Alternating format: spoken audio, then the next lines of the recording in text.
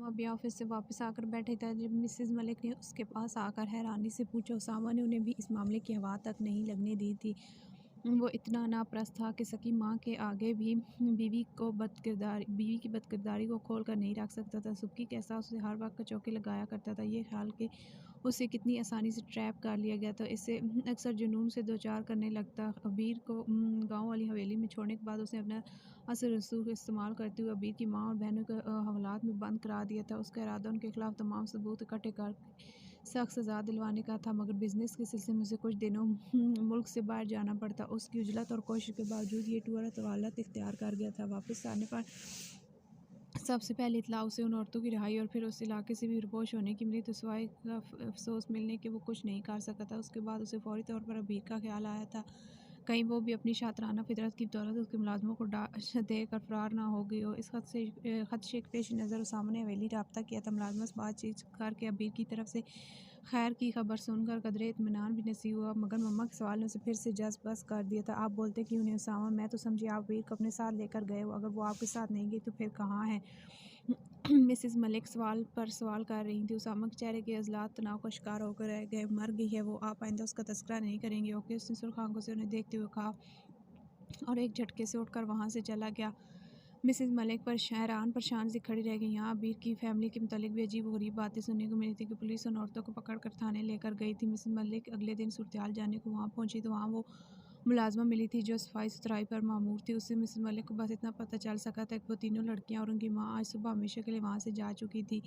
तब मिसेस मलिक की परेशानी घबराहट में बदल गई थी। कहाँ चली गई? मतलब कुछ पता है तुम्हें? उन्होंने मुस्तरबाना सवाल किए थे। जवाब में मुलाज़मा ने राजदारी से उनके नज़दीक होकर जो कुछ कहा था वो उन्हें परेशान कर गया था। मुलाज़मा के मुताबिक बेटियों के ज़रिए मालदार लोगों को लूटना उनका पेशा था। मुलाज़मा उनसे हमदर्दी भी करती रही थी। आपको रिश्ता करने से कबल अच्छी तरह छानबीन करनी चाहिए थी बेगम साहिबा, मगर वो लोग इस तरह के लगते तो नहीं थे।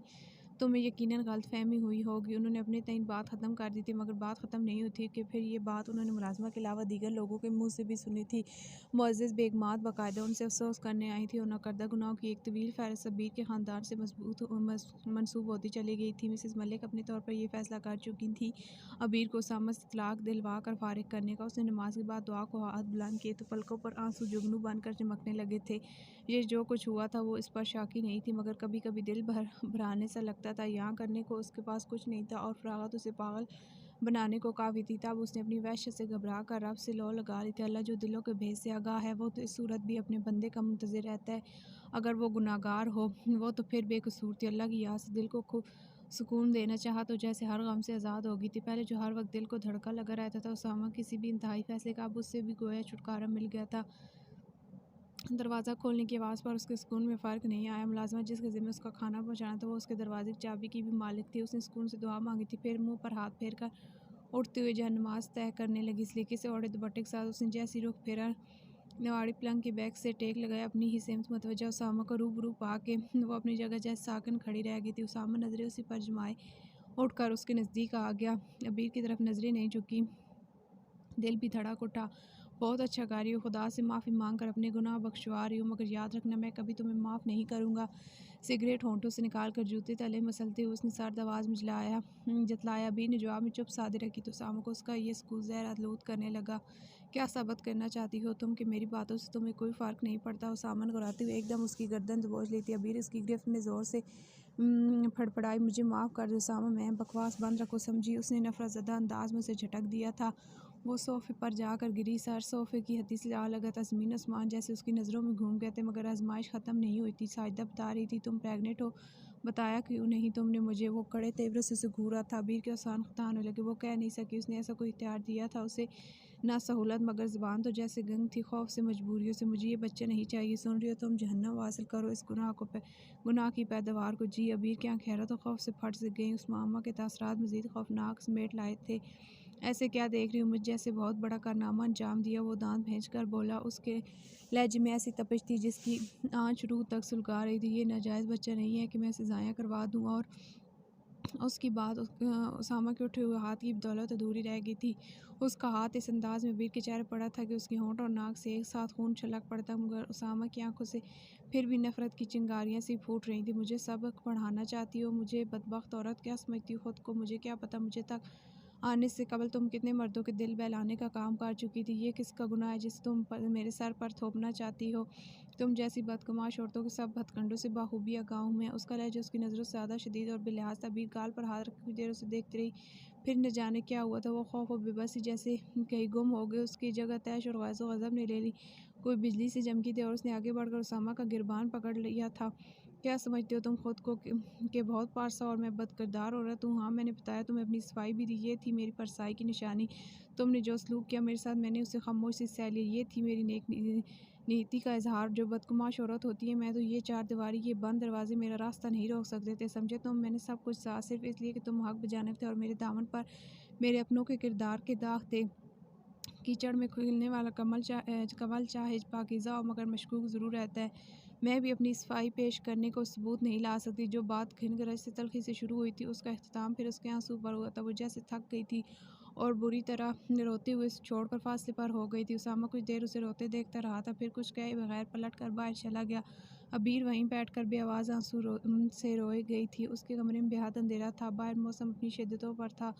तूफ़ानी हवाओं की जकड़ से दरख्तों की टहनियाँ टूट कर गिर रही थी। बारिश की बौछार खुली खिड़की से हवा के ज़ोर पर अंदर आती और कमरे के हिस्से को भिगो जाती। बादल की गरज, बिजली की चमक उस कमरे के अंधेरे को निगल कर चंद धमक उसके खदोखाल को यहाँ कर जाती। वो बेड पर बिल्कुल साकिन लेटा होता, मगर उसके वजूद के अंदर बाहर मौसम जैसे बेचैनी, इसराब और वहशत। इस समाओ तुम बार बार रोती से सिसती आवाज़ की गश्त गूंजती थी। जो सज़ा तुमने मुझे सुनाई, मैंने बिला हीलो हिज्जत कबूल कर ली। ये थी मेरी परसाई की निशानी। तुमने जो सलूक मेरे साथ किया, उसमें मैंने खामोशी से सह लिया था। ये थी मेरी नेक नीयत का इजहार। जो बदकुमाश औरत होती है मैं, तो ये चार दीवारी, ये बंद दरवाजे मेरा रास्ता नहीं रोक सकते थे। उसामा ने अपनी जगह इसराब की कैफियत में पहलू बदला और चेहरे का रुख फेर कर खिड़की के बाहर देखा। उसका ज़हन बहका था और वो मंजर रोशन होने लगा जब उसने पहली बार इस लड़की को देखा था। हर अंदाज में गुरेज, चाहे वो झुकती पलकें हों या फिर उसके सामने, और तवज्जो पर कन्फ्यूजन में होंठों को दांतों से कुचलना। शादी की रात भी उसकी हया हमेश घबराहट ज़दा अंदाज में इतना फितरी था कि वो अंदाज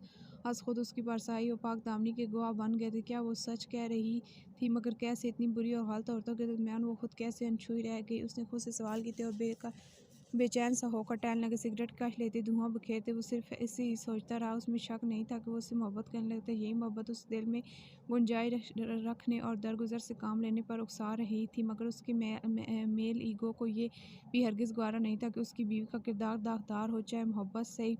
मगर वो अपनी शरीक हयात को उसकी बदकिरदारी के साथ कबूल करने का हौसला खुद में नहीं पाता था। वो इतनी मुतमईन क्यों थी? उसे तो इस कैद खाने में पागल हो जाना चाहिए था, मगर उसके बरक्स वो रिलैक्स नज़र आती थी। क्या ये भी ड्रामा? मैं मुझे मज़ीद धोखा देने को? उसने एक नई बात सोची और दिमाग लगे खींचती हुई महसूस करना, अगर तुम गलत हो, कसूरवार हो, तो मैं तुम्हें माफ़ नहीं करूँगा। ये तय है, चाहे मुझे अपने दिल को खुद अपने पैरों तले क्यों ना कुचलना पड़े। उसने सोचा था और जैसे हतमी फैसला करके किस कदर मुतमईन हुआ था। एक हफ्ते बाद वो फिर उसके सामने बैठा था। पिछली बार उसको रूबरू पाके बीर के चेहरे पहले हैरत उतरी थी, फिर खौफ, अलबत्ता उसे वहाँ नॉर्मल अंदाज में चलते फिरते सोते उठते देखकर जो चीज़ उसने सबसे ज़्यादा शिद्दत से नोट की थी, वो उसका इत्मीनान। यानी वो इस माहौल से, इस सज़ा से परेशान थी, ना ही वहशतज़दा। उसके बरक्स उसके चेहरे पर एक ठहराव, एक सुकून था। इस सुकून ने उसामा के अंदर सबसे ज़्यादा सवाल उठाए थे।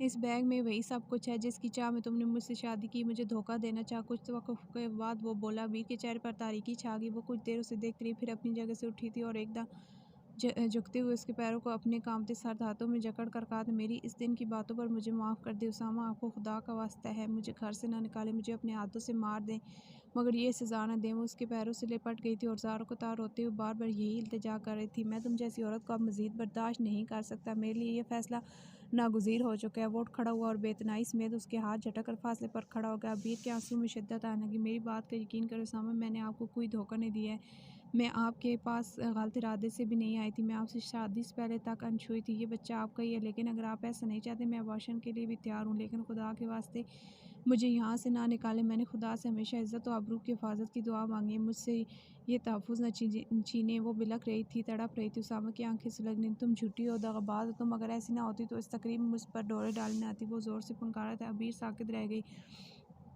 मैं उस रात मजबूर कर दी गई थी। मॉम ने मुझे धमकी दी थी, अगर मैं इस तकरीब में ना गई तो मॉम अपने पुराने गाहक को बुलवा कर उसी रात मेरी इज़्ज़त का दामन दागदार कर देंगी। उसामा बिलीव मी, मैंने अपनी इज़्ज़त बचाने खातिर एक बड़े गुनाह से बचकर निस्बतन छोटा गुनाह किया था। मैं आपको मायल करने नहीं आई थी, मैं अपनी इज़्ज़त की हिफाजत करना चाह रही थी। उसने गिड़गिड़ाते हुए अपनी ज़ात पर पड़ा पर्दा उठाकर एक और हकीकत आश्कार की थी।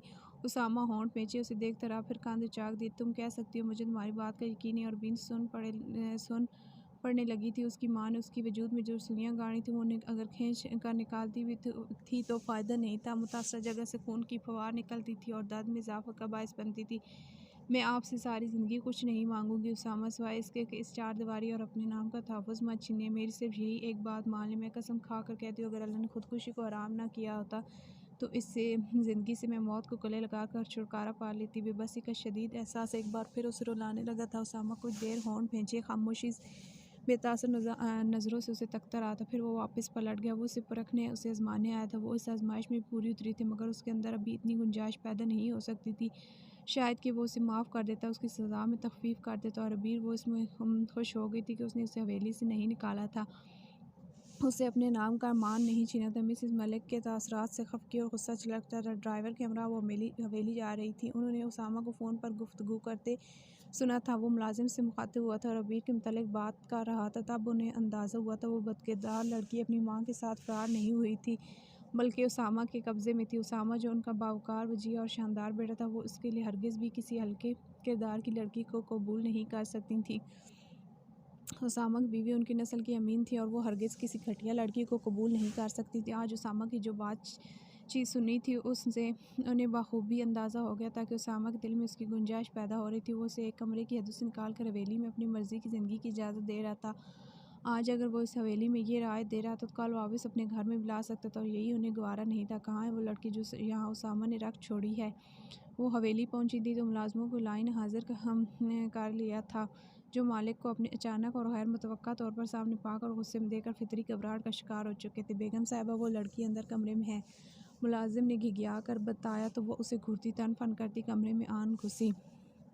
वो सामने जाए नमाज पर बैठी थी, हाथ दुआ को फैले थे और आंखों से आंसू को तार बह रहे थे। वो तिलमिला से इन ड्रामों से तुम उसामा को तुम मुतासर कर सकती हो, मगर मुझे नहीं समझी तुम। उन्होंने वहशियाना अंदाज में उसे जाए नमाज से घसीट लिया था। अबीर की आंखें खौफ और दहशत से फट गई थी। मुझे माफ़ कर दें, मैं मुजरिम हूँ। आप किसी की बात उनके उठे हुए हाथों की बदौलत अधूरी रह गई थी। फिर हाथ रुका नहीं था। बकवास बंद करो, खबरदार। जब माफ़ी का लफ्ज़ मुँह से निकाला, तुम्हारी वजह से हम किसी को मुंह दिखाने के काबिल नहीं रहो। ज़ोर से पंगारी और उसे बालों से पकड़कर ज़ोरदार झटका दिया था। वो संभले बिना सर के बल जाकर गिरी। सर के पिछले हिस्से में शदीद चोट आई थी। जब ही खून का फवारा सबल पड़ रहम बेगम साहिबा, छोटी बीबी, न सिर्फ दो जी से हैं बल्कि रोज़दार भी हैं। इनके पैर की ज़ोरदार ज़रब से वो जिस तरह तड़प कर अजियत से दो रही होती, मुलाजमा खामोशी से ये तमाशा नहीं देख सकी। अबीर की रंगत हर गुजरते लम्हे के साथ सफ़ेद पड़ने लगी थी। मिसेस मलिक ने तंग नज़रों से अबीर को देखा, फिर तन अंदाज में ज़मीन में मुंह फेर लिया। रोज़े और नमाज से काले करतूत नहीं छुपाए जा सकते। बहरहाल जितनी जल्दी हो सके दफ़ा हो जाना यहाँ से। सामा की लड़कियों की कमी नहीं है। बेहतर होगा तुम भी अपनी माँ बहनों के साथ जाकर उनका कारोबार चमकाओ। उनके लहजे में हकारत भरी हुई थी। अबीर को सबसे ज़्यादा तकलीफ़ इसी बात पर हुई थी जब कुछ ही देर कबल की ज़िल्लत और सुख के साथ तकलीफ़ भी फरामोश करके उनके आगे दोनों हाथ जोड़कर गिड़गिड़ा पड़ी थी। मैं बेकसूर हूँ, खुदा की कसम, मेरा यकीन करें, मुझे कुछ न दें, इस घर से न निकालें, चाहे मुलाजिम की ऐसे से रहने दें। आपको खुदा का वास्ता है। ज़ारा कुतार रो रही थी। मिसेस मलिक ने पुरसोच और जांचती नज़रों से उसे देखा। वो सरतापा कांपी थी और रहम तलब नज़रों से उन्हें देखती रही थी। उन्होंने होंठ भेजे और मुँह फैले। सादिया, इसे मैं बाहर रहने की इजाज़त दे रही हूँ, मगर ये यहाँ मुलाजमी की हैसियत से रहेगी। उन्होंने हुक्म सुनाया था और वो वापस पलट गई। उनके ख्याल में ये रहम दिली की इंतहा थी। बहुत पुरतपिश और हफ्ज़दा शाम थी। अफ्तार में भी ख़ासा वक्त था। उसके अलावा अक्सर मुलाजमों के रोज़े थे। वो सैर अफ्तार में खुद सारा खाना बनाने का इंतज़ाम संभाला करती थी। ये उसका अच्छा सलूक और नर्म रवैया ही था कि वहाँ मौजूद सब मुलाजिम उसकी इज़्ज़त करते थे और उसे मालकिन की हुक्म अदूली करते हुए अपने से बरतर यानी मालकों की तरह तौक़ीर किया करते थे। वो शर्मिंदा होने लगती थी। उसने शरबत बनाने के बाद फ्रिज में रखा और ख़ुद पाइप लगाकर सिर में छिड़काव करने लगी। तभी हवेली के अंदरूनी दरवाजे से उसामा अंदर आया था। पाइप अबीर के हाथ से छूट गया। माँ के बाद बेटे के तेवर पता नहीं कितने पूरे होते। खौफ उसकी रंगत में जर्दिया भरने लगा। अस्सलाम वालेकुम। उसामा के नज़दीक आने पर उसके होंठ कँप-कँपाए थे। नज़रें मुजरिमों के अंदाज में झुककर कदमों से जा मिली थी। वालेकुम अस्सलाम, कैसी हो? सवाल हुआ था और वो गैर यकीनी से उसे देखने लगी। इतना मुश्किल सवाल पूछ लिया है कि यूँ खौफज़दा नज़र आने लगी लगोशा और हूँ तुम्हारा सख्त उसीला टीचर नहीं। उसका सर थपका वो खफीफ सा मुस्कुराया। अबीर का सकता टूटा मगर हैरत हनूस थी। तुम काबिल भरोसा नहीं हो अबीर, मगर मैं तुम्हें मौका ज़रूर देना चाहूँगा। पता नहीं क्यों मगर मैं तुमसे धोखा खाने को भी तैयार हूँ। उसका हाथ पकड़ कर बंदा ले आया था और गहरा सांस भर के आहिस्ती से कह रहा था। अबीर की आंखें पानियों से भर गई। उसे यकीन नहीं आ सका था उसामा ने ही कहा जो अभी उसने सुना। मम्मी बहुत खफा है मगर उन्होंने गुंजाइश निकाली है। मैं चाहता तो तुम्हें यहाँ से निकाल सकता था तलाक देकर, मगर मैं ऐसा नहीं कर रहा। माफ़ करना खुदा ही वस्फ़ है और खुदा माफ़ करने वालों को पसंद करता है। मैं नहीं जानता मैं इतना आला ज़र्फ़ क्यों कर बन रहा हूँ और मैं इस आला ज़र्फ़ी पर कायम रहूँगा कि नहीं। तुम दुआ करना मैं इस पर कायम रह सकूँ। गुरसानियत से कह रहा था। अबीर की आंखें छलक पड़ी। वो कुछ कहना चाहती थी मगर शिद्दत जज्बात से कुछ बोला नहीं गया। आंसू उसके हर जज्बे के मसहर बन गए। पीछे पलट कर देखूँ तो मुझे अपनी ज़िंदगी में कोई नेकी कोई ऐसा काम नज़र नहीं आता जो मैंने खालिस्तान खुदा के लिए किया। और तुम कह सकती हो ये दरगुजर ये माफ़ी मैंने खुदा की रज़ा हासिल करने को दी है। वो दिलों में गुंजाइश निकालने वाला है। मुझे तुम्हारे मामले में आला ज़र्फ़ी पर कायम रखना तुम दुआ करोगी ना। वो सवाल कर रहा था। इस पल फ़िज़ा मगरिब की अज़ान की मुक़द्दस आवाज़ गूंज उठी। उसने पूरी आवाज़गी के साथ सार हिलाया तो उसामा उसका हाथ पकड़ कर बाहर ले आया, वहाँ जहाँ सब मुलाज़मीन जमा थे और रोज़ा अफ्तार कर रहे थे। उसामा ने प्लेट से खजूर उठाकर खुद उसके मुंह में डाली थी। आज मेरा रोज़ा नहीं है, मैं गर्मी में रोज़ा नहीं रखता, मगर कल तुम मुझे सहरी के लिए ज़रूर जगाना। वो उसे ताकीद कर रहा था। अबीर के दिल में जैसे ढेरों सुकून उतर आया। उसकी सारी दुआएं मुस्तजाब हुई थी, बल्कि खुदा ने उसे उसकी औकात से बढ़कर नवाज दिया था। ईद में अभी कुछ दिन बाकी थे मगर उसे अभी से ईद सईद की खुशखबरी मिल चुकी थी। घुप अंधेरा छटा तो सुनहरी धूप ने हर सिमत रोशनी फैला डाली।